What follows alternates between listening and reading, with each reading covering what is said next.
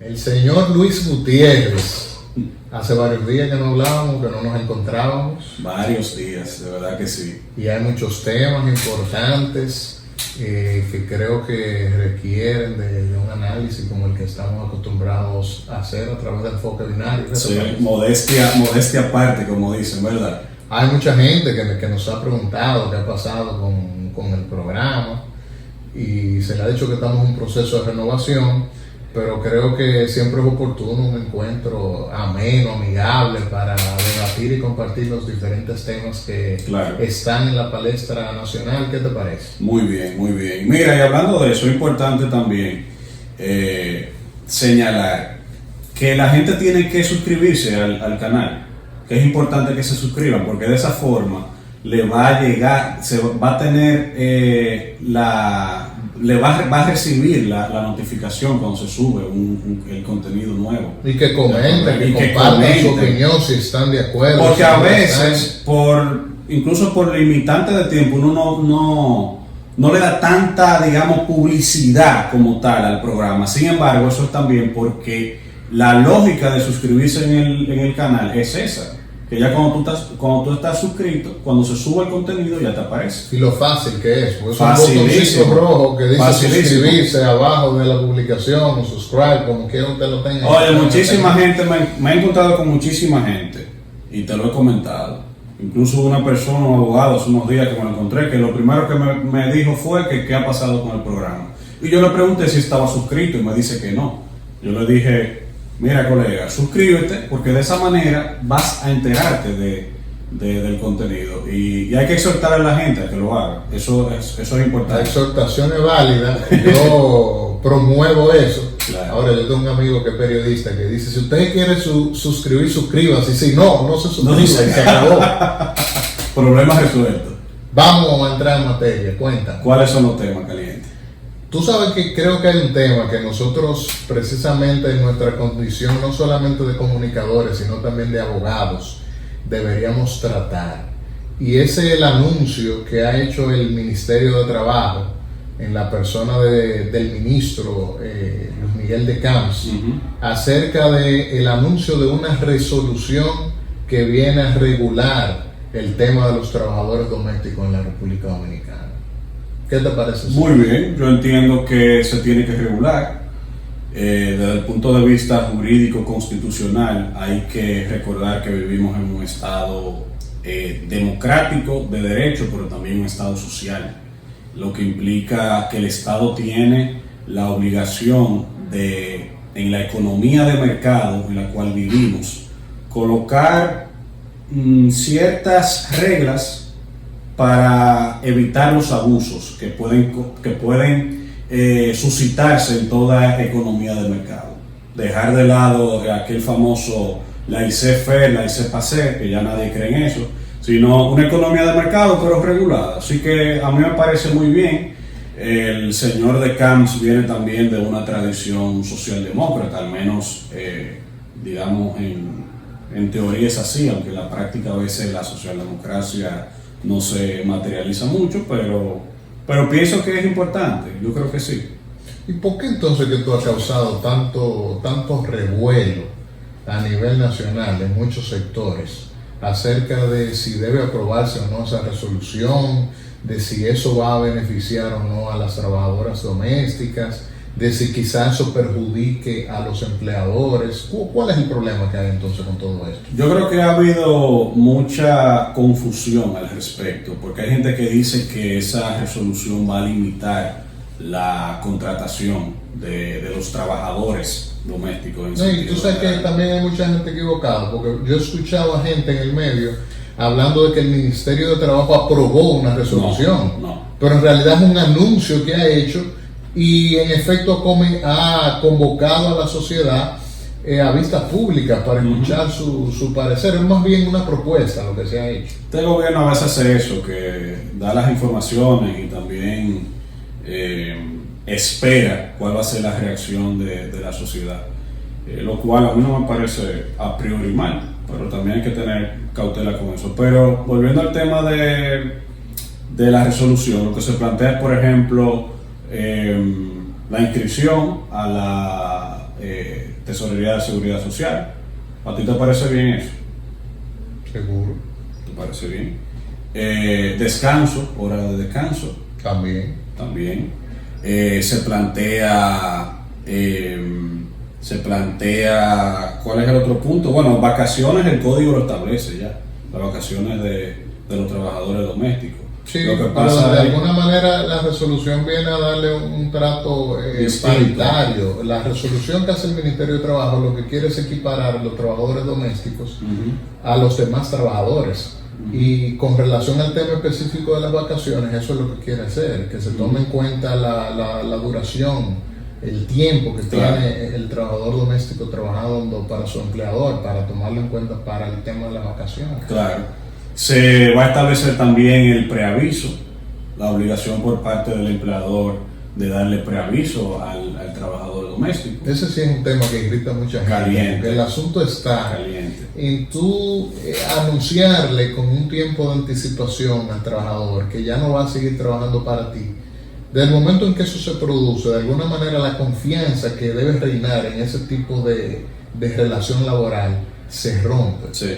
Y como el hogar es un asunto tan íntimo, tan delicado, yo creo que eso puede generar una serie de conflictos innecesarios, tanto para el trabajador como para el empleador. Y eso es lo que ha criticado mucha gente con relación al tema ese específico del preaviso. No solo por el tiempo en el que habrá de transcurrir para que finalmente se vaya el trabajador doméstico, sino por el hecho de que si tú no le das el preaviso, se supone que tú deberías compensarlo económicamente con relación a la cantidad de días que estás obviando, anunciarle con anticipación que ya no va a seguir trabajando para ti. Entonces, de alguna manera es una carga económica adicional que va a tener el empleador en relación a ese contrato de trabajo, que en la actualidad, por ejemplo, no lo tiene. También, Gilberto, se establece la obligación de que el contrato de trabajo sea por escrito. Eso también ha causado cierta polémica también. Sí, yo creo que la polémica más bien viene por el hecho de sujetar o limitar el tipo de contrato al que deben abocarse las partes en el trabajo doméstico. Porque el Código de Trabajo contempla ambas modalidades, el contrato por escrito, pero también un contrato de manera verbal. Claro. Además, independientemente de lo que conste por escrito, todos sabemos que el derecho de trabajo, como es un derecho social, lo que vale es el contrato realidad, es decir, el contrato que en la práctica se ejecuta. Ahora, también es bueno saber que el hecho de que esa resolución diga que tiene que ser por escrito, de alguna manera es una interpretación estricta de una de las disposiciones que contiene el convenio 189 de la OIT, que es un convenio que habla sobre el trabajo decente para los trabajadores domésticos, de lo cual el Estado Dominicano es parte de ese convenio, lo suscribió, el Tribunal Constitucional de hecho lo declaró conforme a la Constitución, y en ese sentido es parte de nuestra normativa, de los fundamentos del derecho de trabajo en la República Dominicana, es vinculante para nosotros.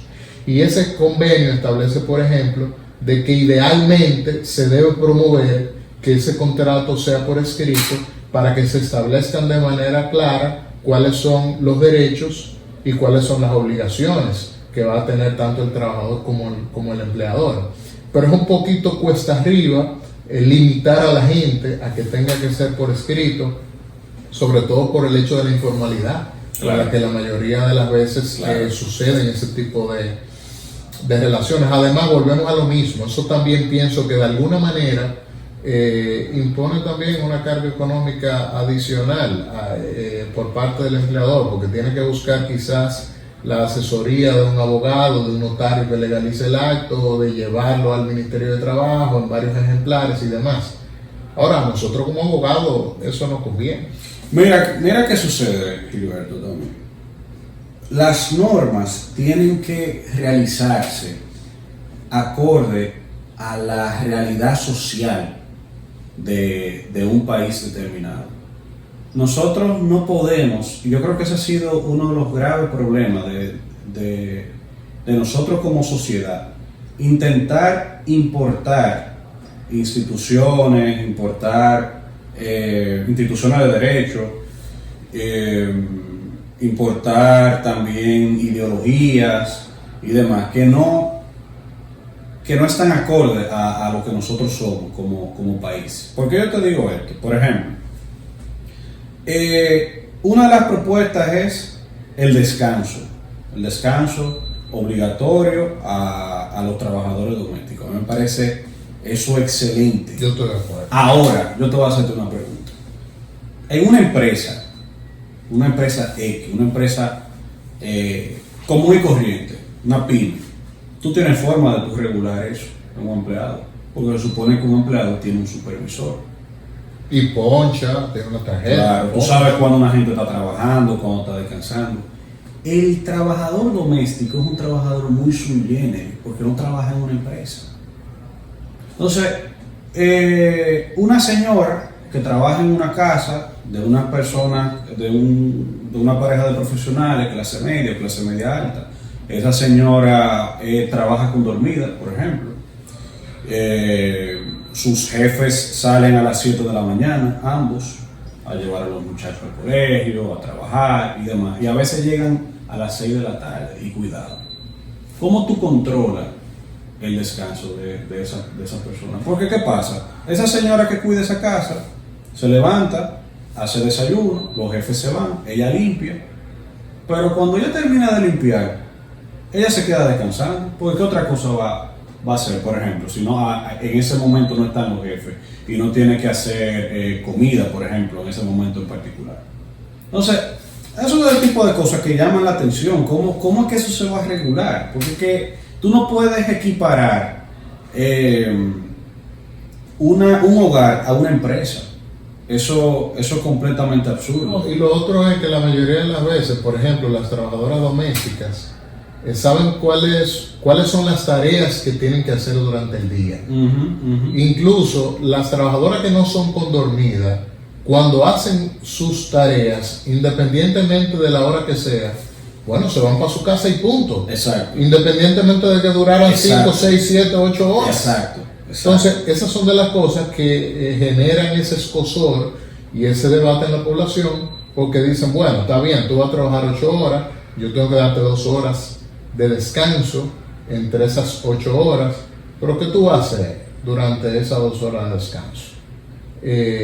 Además, no solamente qué vas a hacer durante esas 2 horas de descanso, sino también cómo vamos a controlar que tú hagas tus tareas, todas las tareas que tienes que hacer durante el día, y no me pongas como excusa al final del día de que el tiempo no te dio para terminar tus tareas. Claro, Bueno. claro. Mira lo que eso va a causar, que hay poca gente que lo ha hablado, pero yo lo he reflexionado. Eso va a causar el tema del descanso. Eso va a causar sobreexplotación en los trabajadores domésticos y va a causar una pérdida de su intimidad. Fíjate por qué. Sobreexplotación, ¿por qué razón? Porque si ahora se va a decir, mira, tú vas a trabajar 8 horas, el descanso va a ser de tal hora a tal hora y ya, perfecto. Pero en esas 8 horas tú tienes que hacer todo. Oye, en esas 8 horas tú vas a agarrar y tú vas a hacer hasta lo que no te da tiempo. hasta lo que no te dé tiempo, y me lo vas a hacer sí o sí. Sí o sí. Y una pérdida de la intimidad. ¿Por qué va a ser la gente astuta? Va a decir, espérate, como yo no tengo manera de controlar si tú estás trabajando o estás descansando, yo te voy a poner cámara. Yo voy a estar vigilando todo lo que tú haces. Yo lo voy a estar vigilando. O sea, que lo que tú señalas que de alguna manera esa resolución, si bien establece una serie de parámetros para garantizar los derechos que tienen los trabajadores domésticos, al mismo tiempo también puede ser un arma de doble filo. Claro, yo creo que sí. Yo creo que sí. Yo creo que puede tener un efecto rebote. Puede causar sobreexplotación y puede causar también pérdida de la intimidad, por lo que te estoy diciendo. Tú sabes que ahorita tú hablabas de la seguridad social, y ese es un tema también que a mí me genera un tanto óyeme, es difícil que eso se logre. Una cosa es lo que se quiere, incluso una cosa es lo que dice la ley y otra cosa es lo que se hace en la práctica. Se supone que incluso por un principio de universalidad que tiene el sistema de seguridad social, todos los trabajadores, todas las personas deberían formar parte de la seguridad social. Claro. Sin embargo, en la práctica, quien no tiene un trabajo formal, le es imposible acceder al sistema de seguridad social. Ese sistema contempla varias formas. Se habla del contributivo, del subsidiado, del contributivo subsidiado, que hasta donde tengo entendido nunca se ha puesto en práctica. Entonces, esas son de las cosas que limitan a las trabajadoras domésticas. ¿Por qué? Porque se pasan 20, 30 años en un fregadero, salen de ese hogar, terminan esa relación laboral y se van con una mano adelante y con una mano atrás, sin derecho a una pensión. Claro. Entonces, ese asunto de la seguridad social, a mí me parece que sí debe ponerse énfasis en eso, para garantizar que puedan estar en la CISARRIL, un riesgo laboral, una olla de presión que le explote encima, que tenga un accidente de camino a su casa al trabajo, que el tiempo que dure de incapacidad sea recibiendo una remuneración porque se expuso a un riesgo dentro de su horario de trabajo. Esas sí son cosas que se deben regular. Ahora bien, el Estado debe propiciar y debe implementar los mecanismos que contribuyan a que eso pase, porque en la práctica esa tanto cacareada seguridad social no ha sido efectiva ni ha podido materializarse en ese sentido.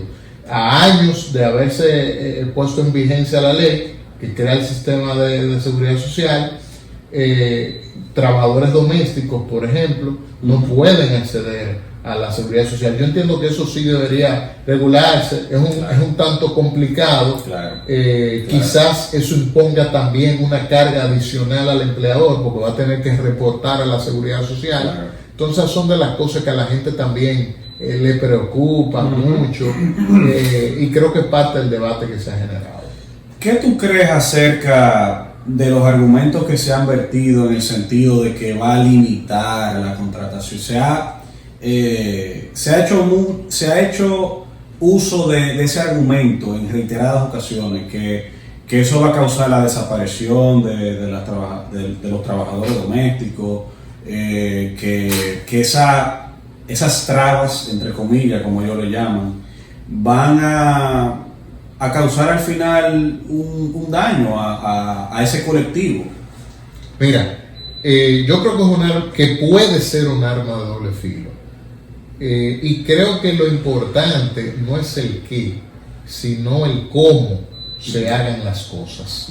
Yo creo que eso es lo que va a marcar la diferencia de qué tan productiva o no sea esa normativa o esa resolución que pretende implementar el Ministerio de Trabajo. Ahora, es indudable que muchas de las críticas que se hacen realmente lo que reflejan es una cultura, una visión de servidumbre y esclavitud que tradicionalmente ha imperado en todo el mundo.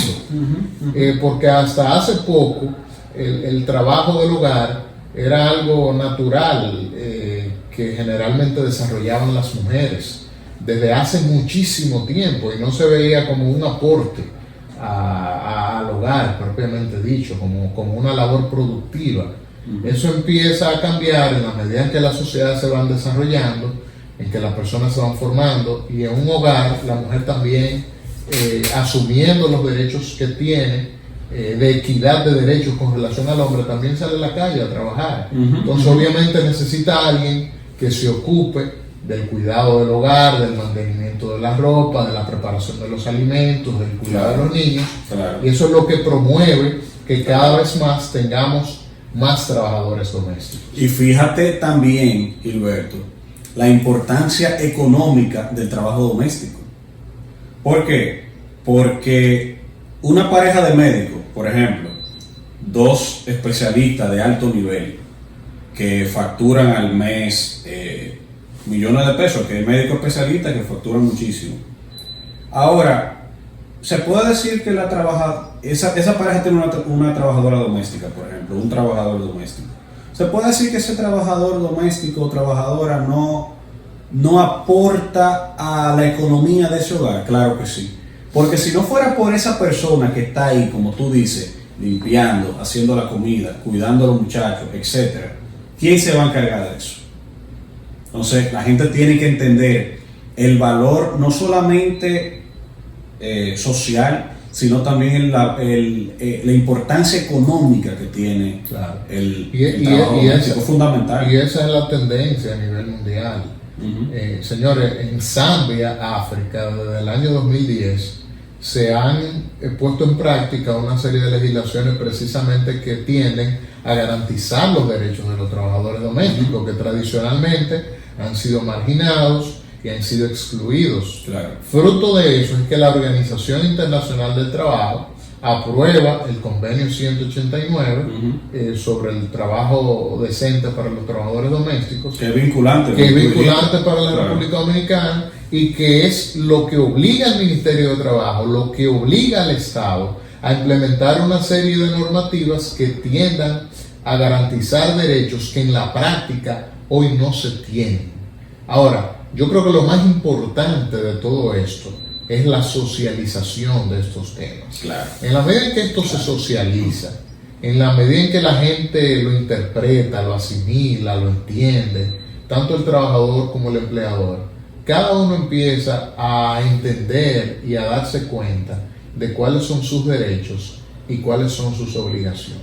Y hablo de la importancia de socializarlo, porque de nada vale que de la noche a la mañana aquí se apruebe una normativa de la cual nadie se entere, o de la cual mucha gente lo único que tenga es miedo, y al fin y al cabo pasa lo que siempre pasa con muchísimas leyes que en este país se aprueban y están metidas en una gaveta, es decir, no se ponen en la práctica. De jure están ahí, pero de facto entonces no se cumplen, como el hecho que te mencionaba, por ejemplo, en la seguridad social, que se supone que todo trabajador debe formar parte de la seguridad social, y en la práctica el sistema de seguridad social no ha implementado los mecanismos propicios para que los trabajadores domésticos y otros trabajadores que forman parte de la economía informal se integren al sistema de seguridad social. Sí, yo estoy completamente de acuerdo. Y fíjate una cosa, también hay un aspecto que he escuchado a muchas personas, sobre todo del mundo del derecho, que han criticado, y es el hecho de que se haga por la vía del Ministerio de Trabajo y no se haga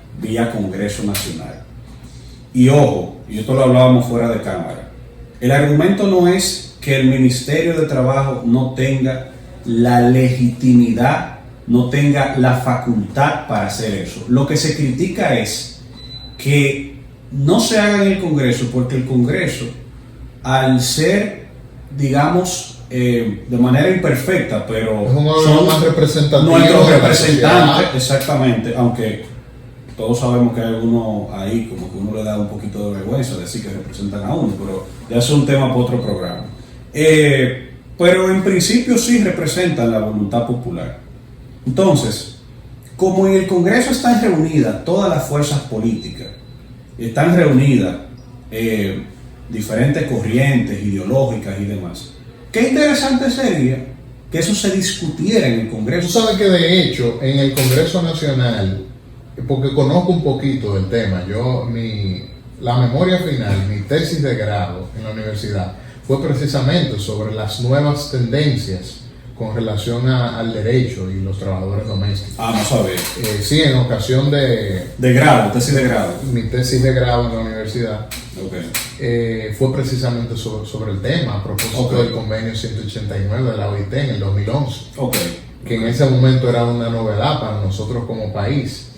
Pero después de eso, en el Congreso Nacional, el senador Adriano Sánchez Roa, me parece que es como se llama, sometió un proyecto que venía precisamente una legislación a regular los trabajadores domésticos. Pero al fin y al cabo pasó lo que pasa con muchísimas cosas. Se cayó. Que se cae. Entonces, yo sí estoy de acuerdo contigo en que eso debería ser una labor del Congreso Nacional, y que no debería ni siquiera limitarse al tema de los trabajadores domésticos, sino que de una vez y por todas, nosotros deberíamos más bien reformar el Código de Trabajo, un código que tiene, señores, ¿cuánto? 30 años ya en vigencia, que en su momento fue una novedad, fue muy positivo, que tiene muchas luces, pero que es necesario modificarlo, readecuarlo, claro, revisarlo con relación a muchos temas que nos impone la realidad, que nos impone el siglo XXI, que nos impone una época post-pandemia. Y dentro de esas realidades precisamente está los trabajadores domésticos. Entonces yo creo que el llamado que hay que hacerle a la gente es precisamente a eso, a motivar a los legisladores, a los empresarios, a los sindicatos de trabajadores, a que de una vez y por todas revisen ese código de trabajo. Revisen y que se abra una discusión al respecto, en la que participen fuerzas políticas, en la que participen expertos en derecho laboral, en la que participen economistas también, sociólogos, etcétera, que puedan dar su opinión al respecto y que se pueda hacer algo bien, Gilberto, porque yo de verdad entiendo la necesidad de regularlo. Y para mí es un tema importante porque yo siempre he sentido que el que trabaja con uno en su hogar es parte de la familia también. O sea, eso es un tema hasta emocional para mucha gente. Claro. Sin embargo, señores, no hagamos la cosa tampoco a lo loco, como dicen coloquialmente. Vamos a pensarlo bien para hacer algo bien hecho, para que luego no nos estemos arrepintiendo y no pase lo que tú dices. Bueno, hicimos una resolución que establece X y Y, pero no se cumple. Al final tiene aspectos que son confusos. O que al final para lo único que sirva sea para que nosotros los abogados nos lucremos llenando de demanda los tribunales, de demanda de trabajadores domésticos. Para que los tribunales que es algo que mucha gente le tiene miedo. Y eso puede pasar, porque probablemente en otro tipo de sociedades es más fácil ponerse de acuerdo, existen mecanismos alternos de resolución de conflictos, pero esa no es nuestra cultura. La cultura de nosotros es la cultura del pleito, de la confrontación y demás. Y hubo algo que nosotros hablamos fuera de cámara, que yo creo que es importante, que tú lo señalaste, y es que no es lo mismo el patrimonio de una empresa que el patrimonio de un hogar, en el sentido de que si se inicia una demanda laboral, no es lo mismo que se traba en medida conservatoria sobre una empresa que en medida conservatoria sobre un hogar. Sí, porque eso es lo que la gente tiene que saber, que no es en la empresa que te van a demandar, ni la cuenta que te van a embargar de la empresa. Puede ser tu propia cuenta, claro, con la que tú mantienes tu hogar, claro, mantienes tus hijos y cumples, claro, todas tus obligaciones. Claro. Entonces, es evidente que ese tipo de trabajo, por la implicación social que tiene, debe tener una regulación especial. Yo creo que eso no puede escapar a esa realidad y a esa parte social que tienen ese tipo de trabajadores. Y yo realmente felicito al ministro de Camps. Yo creo que es una buena idea plantear eso. Sí, yo entiendo que lo más positivo que tiene que precisamente generar el debate. Sí. Porque este debate que se está produciendo ahora, en 2022, señores, nosotros debimos tenerlo aquí en el 2011. Claro. Sí. Cuando nosotros decidimos adoptar el convenio 189 de la OIT, o antes. O sea, ese es un tema, al igual que otros, que nosotros siempre estamos debatiendo y discutiendo, y las redes se polarizan con muchísimos temas que son, señores, que otras sociedades lo debatieron hace 30, 50, hasta cientos de años, y nosotros todavía estamos ahí. Eso es propio del subdesarrollo que nosotros tenemos también en el país. Claro. Pero bueno. No, pero ya para concluir, decir que el ministro ha demostrado que no solamente tiene talento para cantar, porque canta bien. ¿Qué ¿Tú no sabías? ¿Qué ministro de Trabajo de Camps? ¿Tú no sabías que era un artista? Yo no sabía que él cantaba. Hermano, pero hay un video en YouTube que él sale cantando con un escenario y cosas. ¿Pero qué canta? ¿Dembow? No. Ese hombre no es de Dembow, no. Tú sabes que cuando tú hablaste de cantante, yo pensé que tú estabas hablando del general del COE, del general Méndez. Ese otro artista, pero es un artista un poquito más. Es una figura. Pero yo creo que a él le gusta más el género urbano y cosas de esas. Pero el ministro le gusta la música fina. Búscate ese concierto de él. No, ¿Y qué pero es lo que no un música concierto fina? de él. ¿Y qué es lo que es música fina? ¿Ve? No. No con tinte discriminatorio en tus No, palabras. no, cantar, qué sé yo, Frank Sinatra. O sea, ese hombre se le nota que es de ese nivel. Eso es música fina para ti. No, Bad Bunny no es fino. Para mucha gente. ¿Quién? ¿Eh? Bad Bunny. Bad Bunny, sí. No, yo lo siento, pero no. Ay. Hermano, hay que seguir tratando temas como este y temas polémicos. Sí, ha sido un placer para mí volver a compartir contigo. Yo creo que este conversatorio deberíamos repetirlo con otro tema que estoy seguro que la gente estará encantado de escuchar. Así será, hermano.